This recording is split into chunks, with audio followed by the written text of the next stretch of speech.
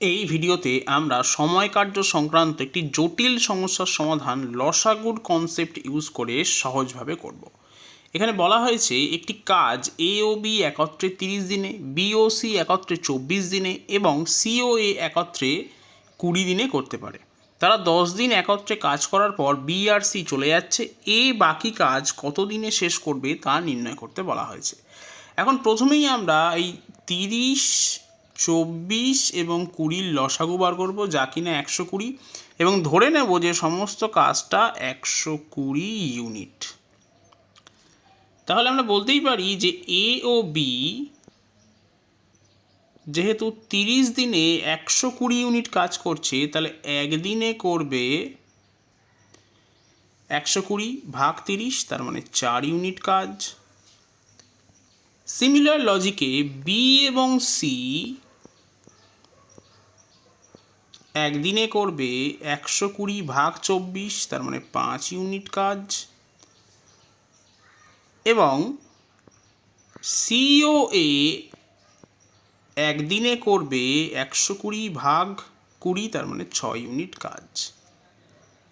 তাহলে এখান থেকে আমরা বলতেই পারি 2 ইন্টু এ প্লাস বি প্লাস সি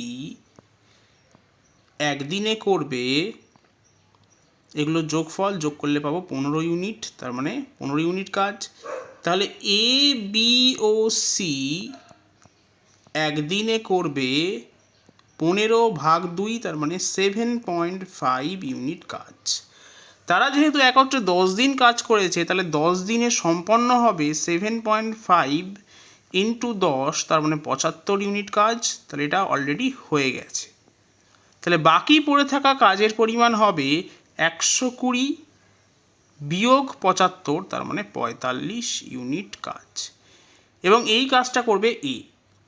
এখন যদি আমরা একটু লক্ষ্য করি, তাহলে এখান থেকে দেখতে পাবো যে বি এবং সি একদিনে করছে 5 ইউনিট কাজ, আবার এ বি ও সি একদিনে করছে 7.5 ইউনিট কাজ। তাহলে যদি আমরা এই পরেরটার থেকে এই আগেরটা বিয়োগ করে দিই, তাহলে পাবো যে এ একদিনে করছে 7.5 মাইনাস 5, তার মানে 2.5 ইউনিট কাজ। তাহলে এই 45 ইউনিট কাজ করতে এর সময় লাগবে 45 ভাগ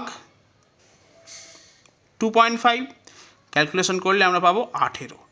তার মানে সঠিক উত্তর হবে অপশন ডি, 18 দিন।